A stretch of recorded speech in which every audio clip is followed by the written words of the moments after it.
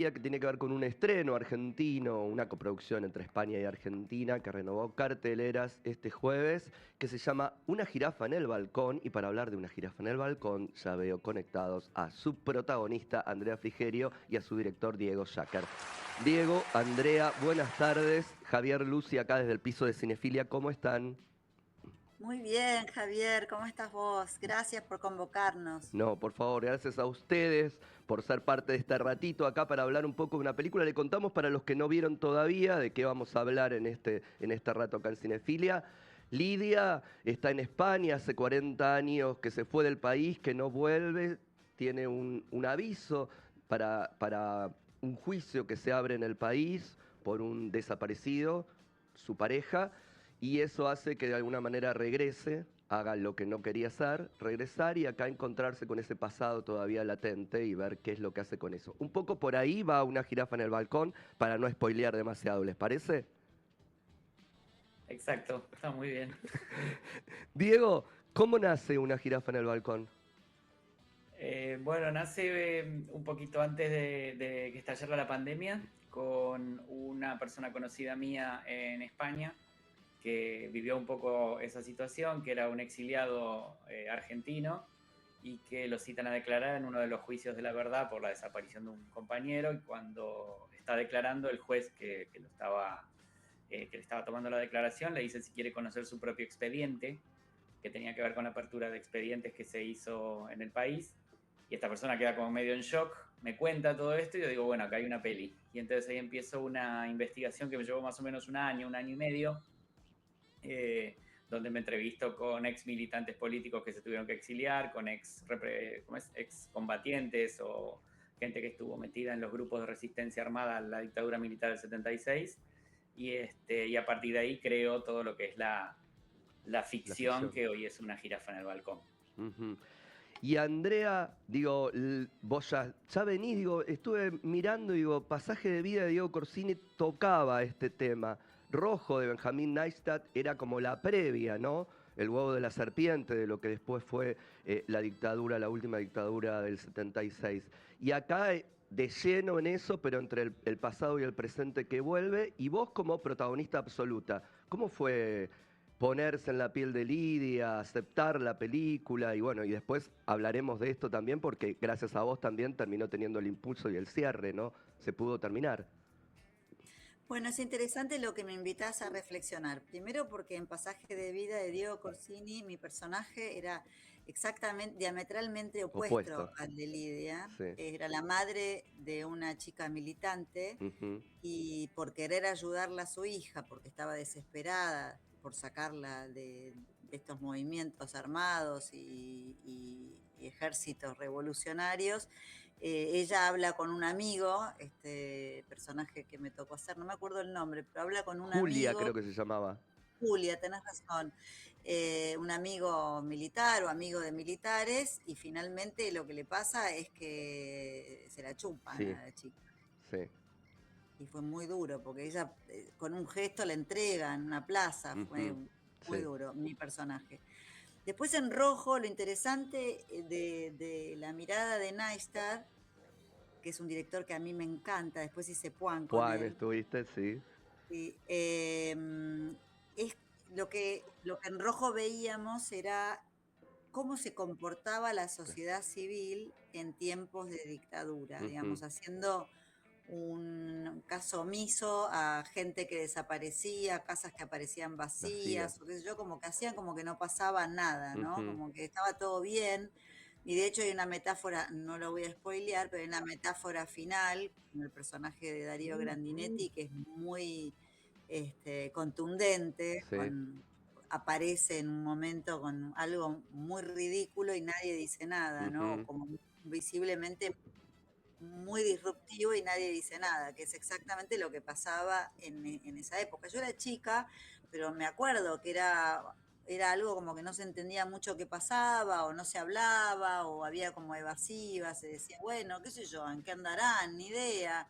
Bueno, sigamos la vida como si nada, ¿no? Ujú. Estábamos sentados en un volcán y nadie indagaba, ni nadie quería indagar. Sí. En cambio, el punto de vista de Una jirafa en el balcón es nuevo, digamos, es novedoso el planteo de Diego, que es justamente desde las entrañas de los movimientos revolucionarios, cómo se vivía a nivel personal, porque bueno, mientras uno persigue sus ideales o tiene ideas románticas, también se enamora, le pasan cosas, tiene padres, tiene hijos, tiene hermanos, tiene, bueno, en fin, pasan un montón de cosas. Y esto que está contando Diego en Una jirafa en el balcón es justamente y en primera persona Sí, una historia de amor, o mejor dicho, de desamor o de desengaño amoroso.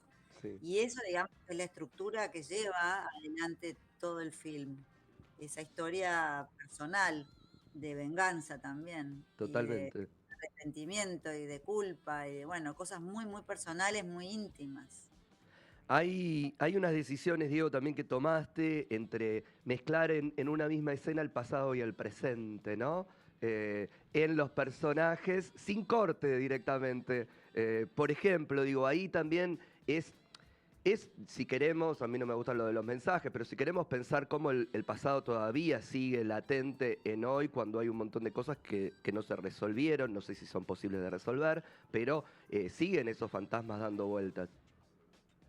Sí, totalmente. Eso era una cosa que siempre me llamaba la atención y era que cómo hacer para transmitir en acción al espectador que este personaje central, que es el de Lidia, ha decidido como no atravesar esas situaciones traumáticas, sino ponerlas a un costado, pero esas situaciones las siguen acompañando Mirando, durante claro. 40 años hasta que finalmente explotan. Eh, entonces me pareció un recurso, aunque parece teatral, eh, me pareció un recurso muy interesante de jugar en una misma escena, en un mismo plano, las dos Lidias. La Lidia que está con una vida y unos ideales en los 70 y la Lidia actual. Ahora me acuerdo que cuando se hizo el estreno el otro día, una pareja salió y me dice, pero no era una película de la dictadura, pasa ahora. ¿Entendés? Este, Mira, y claro, es que es eso, es una película que pasa ahora. ahora. Todas las heridas que no llegamos a sanar o a cicatrizar van a seguir supurando, ¿sí? Y ese me pareció un elemento interesante para pensar, para que la gente también empiece a pensar en esa parte. Totalmente.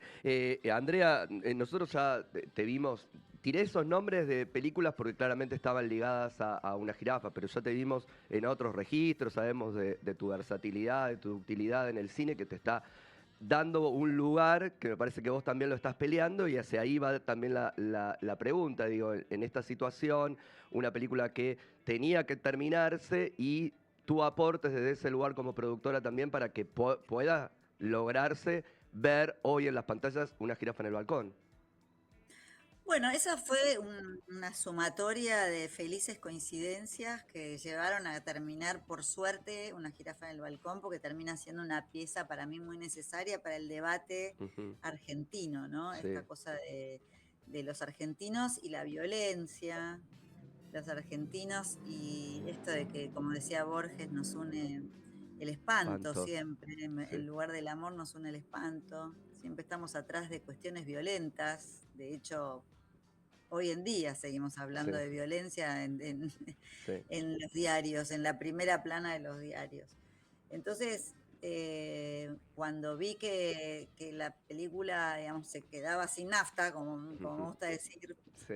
nos quedábamos yendo a Mar del Plata, estábamos en Dolores, dije, bueno, voy a intentar ver si consigo que alguien nos ayude un poco. Y justo me tocó ir al Yankee de prensa de otra película que había hecho y me tenía que ir al teatro a hacer una lectura y tenía pocos minutos y no conseguíamos auto para que me llevara. Y entonces el productor de la película esa Sí. me dice, yo te llevo. Y en ese camino me preguntó, ¿y en qué estás ahora? Entonces le conté, le Ajá. dije, mira, me pasó esto. O sea, estamos haciendo una película y nos quedamos en la mitad del río y es una lástima, pues es una gran película. Y bueno, y él ahí decidió entrar y bueno, y ahí se fue dando todo de tal manera que la película, además de ser una película que parecía ir a hacer una película de nicho, de cine independiente, de autor y qué sé yo, empezó a tomar como más fuerza y se convirtió en esta película que, bueno, está ahora en los cines y Ujú. esto que está pasando, que es para todos muy interesante, para mí en lo personal y particular, profesional, mucho más que interesante porque es mi primer protagónico. Protagónico, claro. Primer protagónico absoluto. Y hablando de eso, Diego, a ver el elenco, ¿no? Vos la tenés a la cabeza Andrea, pero también están por ahí dando vueltas Juan Leirado, Mirta Busnelli, Mimi Ardú, Claudio Gallardú. Y me dejo los nombres de los chicos porque después quiero preguntarle a Andrea Ok. algo con eso, digo, pero un elenco soñado, ¿cómo fue todo eso? Sí, la verdad que no nos podemos quejar, es como una mini escaloneta del cine. Y no, y a ver, estuvo muy bueno porque todas las personas, todos los nombres que barajamos fueron primeras opciones. Ah, bien. Y tuvimos la suerte de que leían el guión y se subían a la jirafa.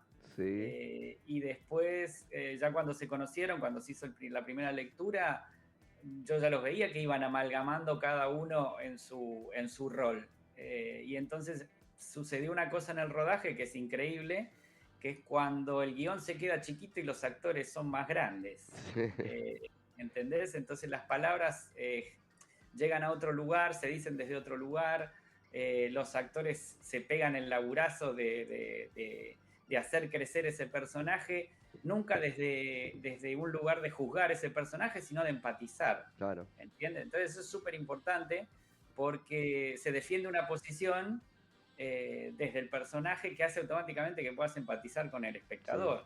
De hecho, ahora estamos hablando con una gran actriz argentina, que ya es hora de que digan, es una gran Sí. actriz Gracias. argentina. Sí, sí. Creo que se Y, entendió que cuando recién hablé le dije sí, eso, ¿no? Bueno, este, gracias. y eso se ve y la gente lo agradece. Me parece que va un poco por ahí. Totalmente. Y Yo Andrés, creo que, yo decime. creo que esta película, como todas las cosas que tienen que suceder, nació angelada. Claro, Lo dije desde el primer día, desde que yo recibí el guión, hablé con Diego, que no lo conocía, y empezamos a tener, él vive en Barcelona, así que nuestros primeros encuentros virtuales, y él me contó esta historia, y además tenía tan claro lo que quería contar, que eso para un actor, para una actriz, es súper importante, tener un director guionista tan determinado y tan generoso en el momento de abrir su cuento al elenco. Es interesante porque se generaban muchos debates. Cuando había dudas, él enseguida te podía despejar esa duda. No te decía, bueno, ¿y vos qué pensás? No, no, no. Había como una sí. claridad Ah, en su mensaje, que eso se agradece un montón para el actor, porque a mí me ha pasado trabajar con directores que te dicen, bueno, un poquito más fuerte, pero más bajo también, y mucho a la derecha, pero también a la izquierda, ¿no? Y cuando te claro, ¿qué pasa hago? eso, que te das cuenta que el director está inseguro, Sí, uno también se pierde, porque es como ir por la ruta sin las marcas, ¿viste? claro. Sin las rayas ¿cómo se llama?, de ayuda para poder conducir. Entonces, esto fue muy interesante, una producción que fue angelada, por eso te digo que fueron una serie de felices Coincidencias. coincidencias que para mí no son casuales. No, Los americanos dicen serendipity, exacto. que es que cuando las cosas tienen que ocurrir, terminan ocurriendo, ¿no? Totalmente. Hay una cosa, perdón, hay una cosa curiosa que no conté nunca todavía, A ver. pero que me acaba de hacer acordar Andrea, que es que cuando empieza todo esto, yo presento el proyecto a una cosa en Europa que se llama Sources 2, Ujú, que es como un laboratorio de guiones que organiza no sé si es organización, si está bien dicho, Media Europa, ¿sí? sí. Que es como una cosa que promociona guiones y tal. Y como cerraba justo, yo solo presenté el tratamiento y fue el único tratamiento que eligieron ese año. Ah, No sabía. mirá. Entonces fuimos a una tutoría para escribir el futuro guión con Miguel Machalski, que es un muy famoso guionista Guionista. argentino que trabajó con Walter Salles y tal. Sí. Y el tipo leyó el tratamiento y me acuerdo que me recibió diciendo, pero vos con esto querés volver a vivir a la Argentina o solo vas a mandar mail, me decía. Y ahí empezó el camino. Por esto esa suerte de angelamiento que tenía la película, Yo creo profundamente en eso y ahora es lo que estoy viendo de la gente que la va a ver a los cines, como Lo que que la sí. recibe desde un lugar muy, muy copado. Sí, sí, totalmente. Andrea, a ver, la construcción de esta Lidia, de una adolescente con ilusiones, con esperanzas, con una mirada, después uno puede ponerle otros adjetivos ahí, si equivocada o no, en las decisiones que toma o demás, digo, sí era una. Y esta Lidia que nosotros vemos, que es la que interpretás vos, está no sé si decir detenida en el tiempo, pero con algo que no quiere ver, con algo que no quiere atravesar, desde una postura muy no sé si de cinismo, pero no como alejada del tema. Me río de eso porque prefiero no tocar los temas, digo. Y hay toda una coraza que lleva a ese personaje que se empieza un poco a desarmar cuando pisa Argentina. Hay toda una construcción, digo, esto para seguir cimentando esto de lo buena actriz que sos. Bueno, gracias. En realidad a mí no me toca juzgar al personaje, No. porque claramente a mí me encanta ser como la abogada de mis personajes, los defiendo a muerte, porque no corresponde que un actor, es como si la guitarra se pusiera a decir si Sí, la la tocó bien. sinfonía que escribió Vivaldi está bien o está mal, Sí, ¿no? sí. O sea, nada, la guitarra se limita a hacer sonar las cuerdas, y a mí me invitan a hacer eso y acá estoy. Dicho esto, puedo hacer una reflexión respecto a al devenir de la vida de Lidia, que utilizó el humor ácido, irónico, Ujú, para poder sostener su vida y tratar de tapar hasta donde más pueda el sol con las manos, ¿no? ujú, exacto. Pero lo que pasa que frente a la presencia y la presión de la hija, que es lo único, la persona más importante de su vida, la única persona importante de su vida, y además en pos de la nueva descendencia, porque su hija va a tener un nieto, Niet- una nieta, todavía no sabe. Ah, sí, ya sabe que es un Sí, que es nieto, un nieto. que es un varón, pero Por quiero decir, el nombre que no te gusta, Biel, Biel. Biel, Biel, Biela fundida. Bueno, y frente a eso, ella ya no puede escapar más de su Claro, sino, que es un sino, digamos, trágico trágico. y amargo que lleva plasmado en estos últimos 40 años. Sí, cuando la ves a Fini, a mi hija, con una Lidia, no ya post-adolescente, digamos, ya con su residencia en Obstetricia. obstetricia, perdón, y todo eso, la ves como con ideales fuertes, Ujú, como, tratando de conquistar el mundo, sí, y después la vida misma, ¿no? Todo lo que tuvo que vivir y sentir traición, sentir dolor, desamor, soledad, porque vos imaginate que esa mujer se exilió exacto. y se fue a vivir a otro país que no conocía, embarazada, Embarazada, corriendo, escapándose, sí. escapando. Andá a saber cómo se las arregló los Uf, primeros, andá a saber dónde durmió, porque sí, bueno, sabemos, yo estudié un montón y sabemos que fue recibida seguramente por un grupo que la contuvo, pero ¿cuánto la contuvo? sí, sí, sí. Y cuánto ella pudo, digamos, ese dolor que tenía drenarlo estando embarazada. Entonces decide taparlo, decide cambiar de vida, pero eso uno no se cambia de vida como de traje. No, no. Bueno, y quedan las secuelas, ¿no? Son así. Exactamente, queda. Y brevemente lo dijiste vos, pero bueno, ¿cómo fue trabajar con tu hija Fini? En este caso ya es la tercera vez que trabajan juntas, pero en este caso era vos de joven, vos de grande, digo, ¿cómo es eso? Bueno, eso fue una idea de Diego Ajá, y Fini aceptó. Fini estaba viviendo afuera, se había ido a estudiar artes escénicas a París y volvió para hacer un personaje que todavía no salió, que es la segunda parte de Limbo. sí, Y volvió y después ya se quedó acá. Cuando Diego le ofrece hacer esto, ella, bueno, acepta hacerlo. Y como era fue difícil componerlo, porque no era la misma Lidia no, exacto, mayor, era una Lidia, como decíamos antes, mucho más luminosa, sí, más efervescente. Entonces, construir ese personaje, digamos, lo construyó ella solita y de repente, bueno, y conversábamos y Diego, por supuesto, hizo su trabajo para poder aportar en esa construcción. Pero fue interesante, pero no nos tocó convivir en el Claro, set. exactamente. Simplemente tuvimos estos recursos que decíamos recién, Sí. al mismo tiempo casi teatrales, al mismo tiempo, pero no tuvimos escenas dramáticas ni diálogos entre nosotros. Exactamente, no se cruzaban porque era la misma persona, Fini Boquino, vamos a decir nombre y apellido porque estábamos no diciéndolo. Nada mejor que ustedes, que son los que hacen, inviten a los que están del otro lado a que se sumen, a que vayan a ver en el cine, a ir a ver al cine Una jirafa en el balcón. ¿Dónde y cuándo se puede ver? No sé si lo tienen ahí a mano para hacer las invitaciones.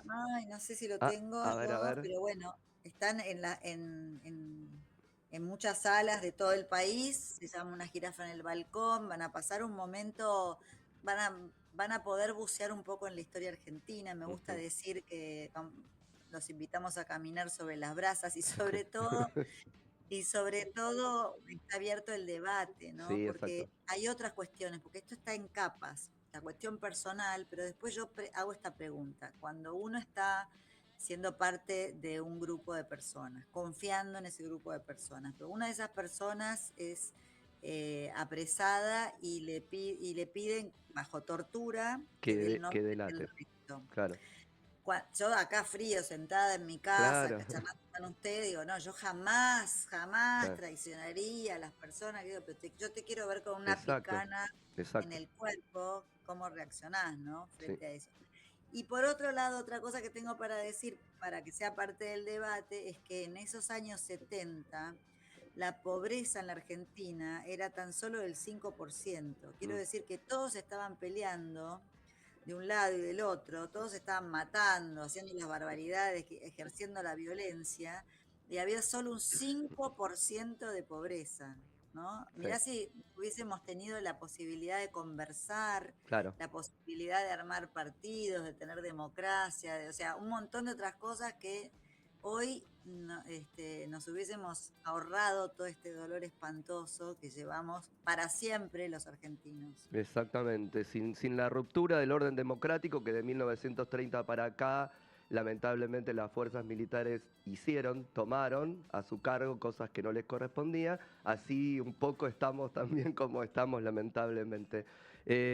Invitamos a ver Una jirafa en el balcón en los cines, claramente, para esto, para reflexionar, para ver buenas actuaciones, para pensar un poco en nuestra historia, para no volver a repetirla. Así que Andrea, Diego, muchas gracias por este rato acá con Cinefilia. Gracias Gracias a a vos. vos. Un abrazo. Nos vamos a ir con Chau, chau. nuestro segundo tema musical del día. En este caso es MacArthur Park, el tema de Donna Summer, que está presente en la banda sonora de Beetlejuice.